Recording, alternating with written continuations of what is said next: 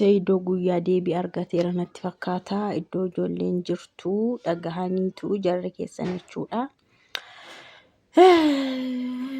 Durayyuu beeku maal wallaalanii seetanii amma dhaqneetu cheekii goona dhaqneetu ilaalleetu si waamna.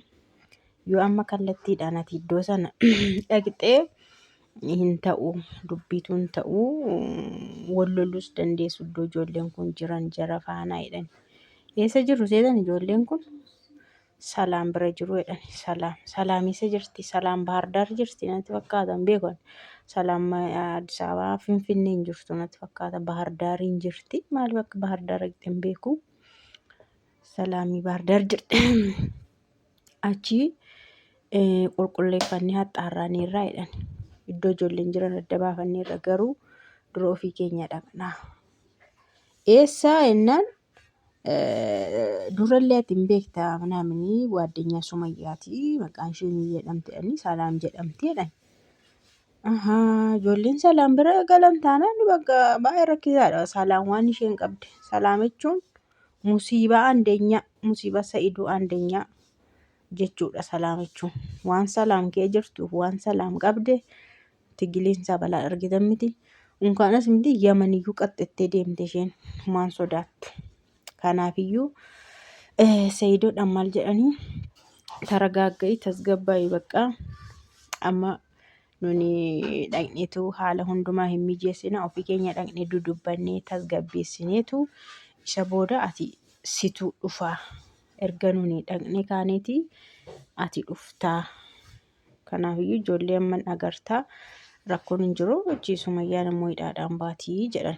Naa Sa'id eessa iddoon isaayyuu ani maaliifin hin naqu jedhe. Hindee akkamitti sin dhaqxu an akkamitti hin naqu. Kallattiidhaan maaliif hin deemne ani ijoollee koo bira. Ijoolleen kun barii qophaa deesseeyyuu jedhe. Ijoolleen barii harree miti abbaa namni harree miti maaliidhaan hin waamamu jedhe. Abbaadhumaan waamama. Dubartiidhaan kan waamamu tokkollee hin jiru. Haadhaanis kan waamamu hin jiru. Abbaadhumaan waamamu waan ta'eef ijoollee kana qophaashiis hin deenye isheenii. Qophaashii hin deenye. Kanaafuu ani ijoollee kootii fi waan hin barbaadeen ta'a garuu kana booda nu obsa tokkollee hin qabu jedhe. Bakka waan gara laafummaa kan jedhame tokkollee irra darba tokkollee hin qabu waan jedhe. Asin hin beektani amma nu waggaa 2 guutuu gubataa ba'e. Isin dhiyoo kana dhuftanii dhageessan hin dhageessan immoo malee hin argine. Unkaanis miti warri hordoftoonni kiyya hammam akkan tasa qaayyee hammam akkan olii gad deemee baay'ee gubadhe hordoftoonni kiyya warri viidiyoo ilaalan illee tilmaamanii beeku. Isin garuu afaanumaan baqqaanii haadha manaa fuudhee dubartii fuudhee jira naadhaan baqqaanii waanuma gammachuu guutuudhaan dubartoota fuudhee jijjiiraadhu akkanatti isinitti haasofti Sumayyaan illee. Hundi hiriyoonni ishii isaan garuu baay'ee tokko bakka garmalee gubataa koo jira dhiira waan ta'eef mana duwwaatti sin galoodheen qofaa sin galoodheen amma tokko immoo bakka xinnoo ishii tasgabbeessu jedheeni sanumoo hillikii Sumayyaati. Bakka hillikii umashiiti.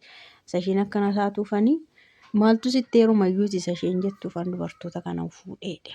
Hillikii ishii malee ani ijoollee kiyya dhabee jiraachuu hin danda'u.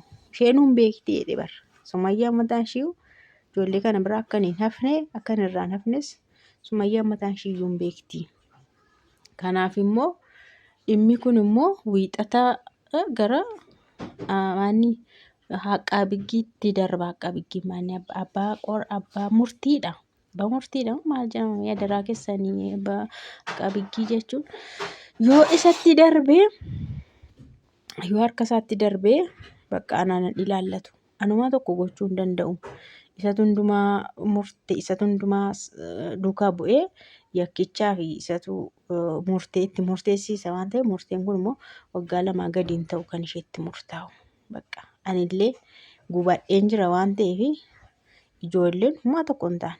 Silayyuu isheen iddoo amantu kaawwatteetti waan ta'eef ijoollee otoo as jirtu ofiishee akka barbaadde olii gad deemuu feettee ijoollee dura deemsiste waan ta'eef bakka isheenuu deemsisteetti. Ishee biras hin jirani isheenis deemsisteetti bakka arga hin jiran ta'e hin jiran. Amantee iddoo kaawwattu keessatti miti ofirraa fageessiteetti miti jireenyi ishee jiraachuuf akka barbaadde ta'uuf ijoollee geessite miti jedhe. Kanaafuu amma immoo hidhamtus teessus ijoollee bira hin jirtu waan ta'eef tokkuma jedhe.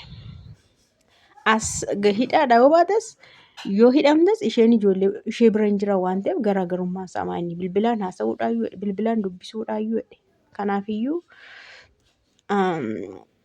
jedhe maal jedhani namichi sun xeeriin sun immoo ammas dhufee takaraakara Amiir sun ammallee hidhamuu qaba deebi'ee hin taane kan Amiir. Dubartii akkanatti rakkisuun sirrii miti. Dubartii akkanatti rakkisuun sirrii miti waan si gashu. Kana maa fiddanii dhuftanii Sayyidoo? Gurbaa kana maa ija koo fuuldura fiddanii dhuftanii? Maaltu ilaallata amma waa'ee koo maa fiddanii dhuftanii? An gurbaa kana arguun barbaadu isiniin jedha kan biraa dubbiin fidina ija koo fuulduraa fuudhaa deemaa. Hin ilaallatus waa'ee ijoollee gosa waa'ee Sumayyaas isaan ilaallatu. Waan dubbatee sirreessu illee hin qabu. Humaa tokko san ilaallatu gurbaa kanaa jedhe. Na dhiisi dakkee akkasumatti nu faana dhufeedha. Achi maal godhan seetanii isa maqaan isaa eenyu Amiir sanaan nan deema dhee barinnis simbiraan hafuu jedhe. Anis nan deemannaan ati asumatti hafiitii Sumayyaa hordoftaa. Sumayyaan waan barbaaddu maali dhaqxee gaafattee haala isheen jirtu sanatti dhaqxee tantineetta.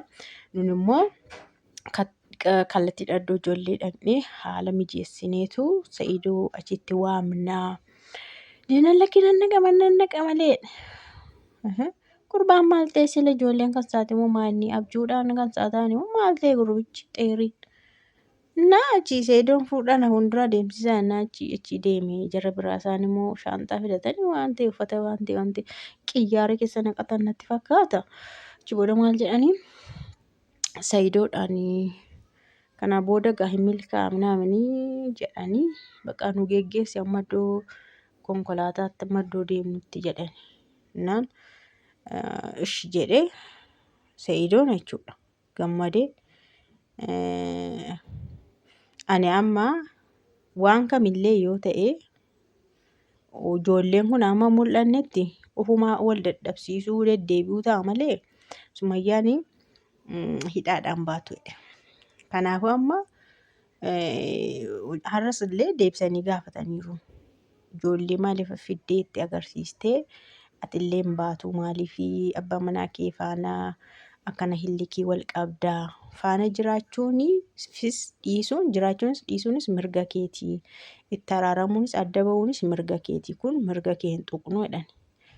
Garuu yakki ati ittiin himatamte kuni osoo hin darbiin innillee akka jaarsummaatti akka araaraatti yoo ijoollee fiddee iddoo oskitee fiddee hidhaadhaa baatee jedhanii warra achuuyyuu gaafatan irra deebi'anii ijoolleen agarsiisan. Humaayyuu jettee diddee ol deebiteedhaani Sa'idoon humaa gochuu hin danda'u biraa deebi'ee malee dhaqee gaafatee ture jechuudha. Maaliif akka isheen hidhamtus hin barbaadu baay'ee. Akkasumayyaan miidhamtus hin barbaadu. Akkanatti baqa haasawaan har'aa muubee irratti viidiyoo haasa'an waa'ee akkasiiti. Waanuma nama gammachiisudha garuu Sa'idoon baay'ee garaansaa boora'ee har'a boo'aa ture waan ta'eef isaanillee itti muruu kana dadhabaniitu amma gara furmaataatti deemaa jiru.